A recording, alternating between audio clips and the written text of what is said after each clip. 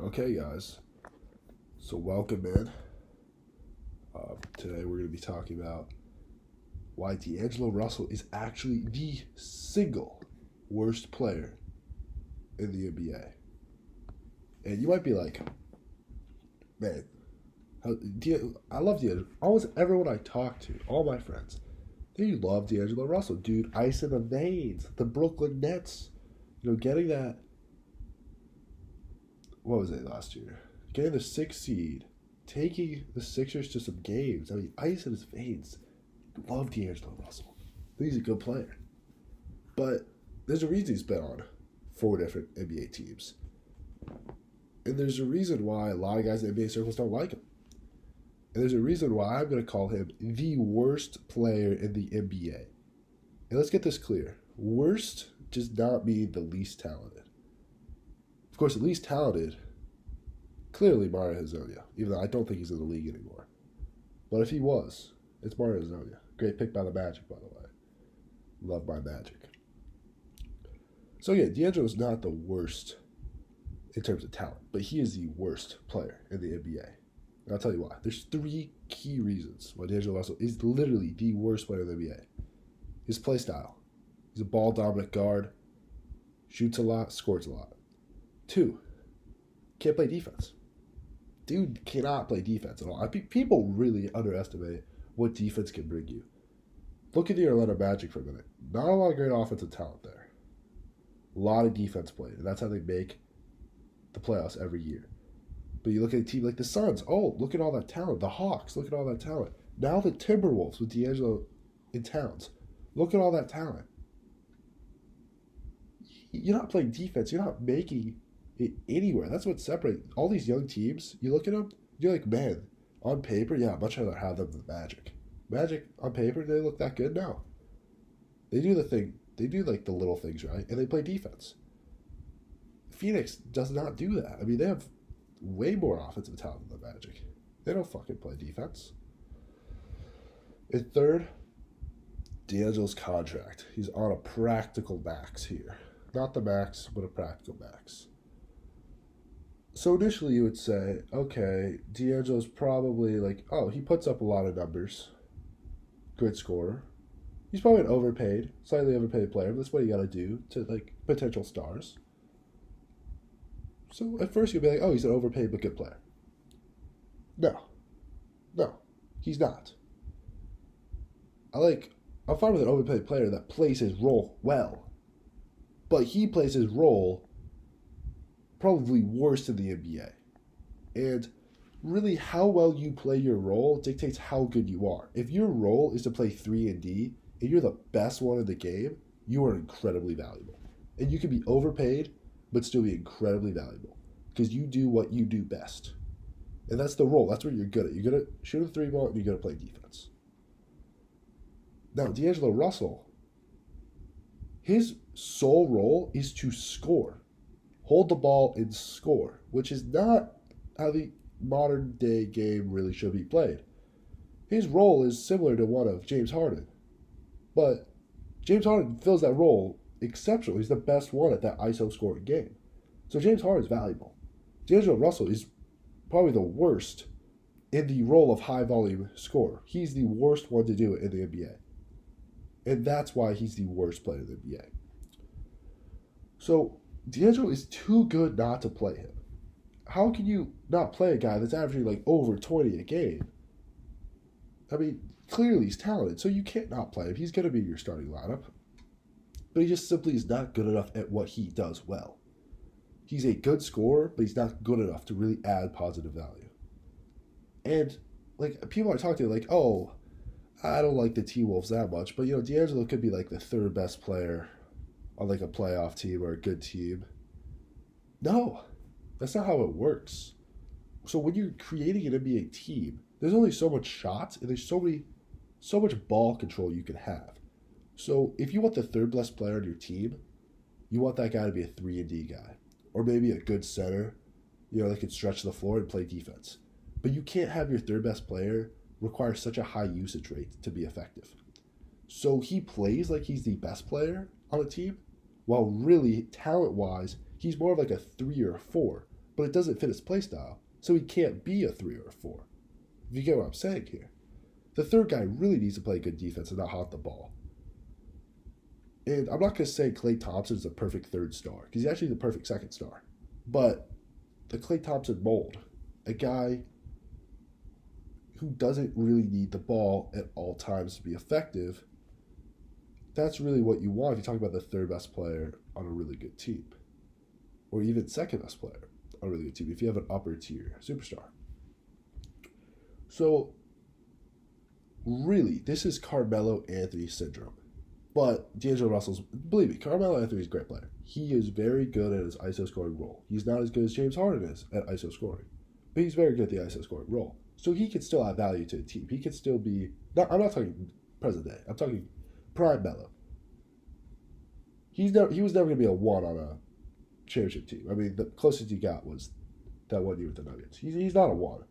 But he can play a 2 effective enough because he is good enough at his ISO scoring. But even then, like, this is 100 times worse than Carmelo because he is way worse at ISO scoring than Carmelo Anthony. So, this past year, D'Angelo Russell had a usage rate of 30.5, 14th in the league. And you say, oh, Drew, come on. He played on the Warriors. Warriors were awful. Like, it makes sense he had a high usage rate. I mean, look at Damian Lee. What, is Pascal going to do something for you? Jordan Poole was awful. And I agree with you there. Until you look, his usage rate in Brooklyn, a team that you thought would be more egalitarian. You know, they have some nice talent. Spencer Dinwiddie, Caris LeVert. His usage rate was 31.9. So you can't even make the argument he was on a bad team. You can't make that argument. So his usage rate is incredibly high. So you have to evaluate players in the roles they play. And he is probably the worst volume scorer on the worst contract in the NBA. You might sit here and say, well, actually, one thing. How are the Nets good when D'Angelo Russell had a high usage rate? Clearly, the Nets organization knew that D'Angelo Russell was not the answer as why they traded him. And second, there are a lot of really good role players on that team. I mean, Spencer Dinwiddie is awesome. Caris LeVert is awesome. There are a lot of Joe Harris. There are a lot of really good role players that fit their role perfectly. So if you want to ask, would I have D'Angelo Russell or Spencer Dinwiddie? I'd rather have Spencer Dinwiddie. You know, because Dinwiddie can fit his role, and he's very good at fitting his role. Anyway, so back to what I said, that he is probably the worst volume scorer on the worst contract in the league. And what do I initially think of when I think of bad score? Like, guys who score volume, awful contract. Andrew Wiggins. That's funny. They're the same deal. Awful, awful players. But hey, at least Andrew Wiggins, at least he's a wing. Wings are valuable. At least he could, go on the outside, not dominating the ball. He could maybe play off ball, maybe pop some threes, maybe we could get him to play some good defense. There's some potential value there. But Russell, I mean, there's no path for him. He is a ball-dominant point guard, and he's going to be a ball-dominant guard. But he's not a top 20 point guard. He's not a top 30. He's one of the worst ball-dominant guards in the league. I mean, look around. You have to judge. There's so many good ball-dominant point guards. There's so many good point guards in the NBA. So you have to realize, he's one of the worst to do it. Wings, there are not so many good wings. There are a lot of bad wings. So Wiggins can add value, but there's so many good point guards. CP3, Steph, Russ, Kyrie. Kyrie is in the same situation, but he's a much better scorer. Damian Lillard, Kyle Lowry, John Wall, Booker, Beal, Kemba, Trey, De'Aaron Fox, Drew, Donovan Mitchell, Jamal Murray, Shea, Gillis Alexander, CJ McCollum, D. Rose, Malcolm Brogdon, Lonzo Ball, Spencer Dinwiddie, Marcus Smart, Zach LaVine. These guys are all really dominant ball handlers for their teams. Almost all of them are very dominant ball handlers, at least. I know I included Marcus Smart there. So all these players better, or even more talented? They're not. You think Marcus Smart, they put up better numbers or more talented. You think Marcus Smart puts up better numbers than D'Angelo Russell? I mean, get out of here. He doesn't. But Marcus Smart fulfills the role of a defensive guard, one of the best in the NBA. While Russell is bad at his main role. He's bad at being a main scoring option, which is what his role is. So you look at other guys in the league that are main scoring guards, a guy like Russ, Steph, Kyrie, Booker, Beal, they're good at it. He's not good at it. He's bad at it. So what are we looking at him long term?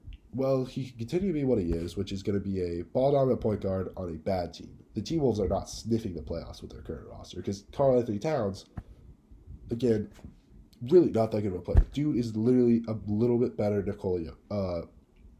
Nikola Vucevic. A little bit better, though. Same game style, though. And literally, I don't even know he's better because he's a worse defender. Everyone loves Karl-Anthony Towns. He's not that good of an NBA player, and I'll get into that later. But currently, it's on D'Angelo Russell. So where do I see him? I see him as a Lou Williams guy. Fast scoring off the bench. Yet this dude is on a max contract. So what his place offense is Lou Williams. Lou Williams is making like $8 million a year. Really underpaid. Not really sure Lou Williams is not making much money this year. But the bottom line is you have a high volume, inefficient player that needs the ball to be good, but is not good enough with the ball. I.e., he is fool's gold as an NBA star. He will put up numbers. But those numbers don't mean anything. Everyone else puts up numbers better. And there are very few guards in this league. If you look around the league, I mean, I've skipped Ja Morant. I skipped literally almost every point guard in the league. You would probably end up point guard or ball dominant guard. You're going to take over D'Angelo Russell. You got a guy like Markelle Fultz. Plays his role. Slashes. Can play some defense. D'Angelo Russell is not the answer. And it's going to be very apparent next year that the issues with the Karl-Anthony Towns and D'Angelo Russell pairing, T-Wolves are going nowhere. That is going to be one of the worst teams in the league. And really, I do not understand why people keep buying into D'Angelo Russell. I know the ice in the veins. Yes, he's hit some big shots in the clutch. That is awesome. But he's really bad at what he does. And he can't transition to another role because he can't play defense, he can't pass, and he can't effectively work off the ball. So with that, I'm not really sure what the future holds for D'Angelo Russell. He still has a lot of years left on his T-Wolves contract, and I think they'll continue to be where they are until the league probably figures out that he's really not a starting point guard. And, I mean, I don't like saying it, but again, he's bad at what he does. So, anyway, thank you. Like, comment, subscribe. Help me out. I'm going to be going through some other widely overrated NBA players. I mean, D'Angelo Russell, some people think he's a top 30 player in the NBA. He's not a top 30 guard in the NBA. Okay? Let's get that clear. Anyway, like, comment, subscribe. Help me out here producing content. All right, so thank you. Have a nice night.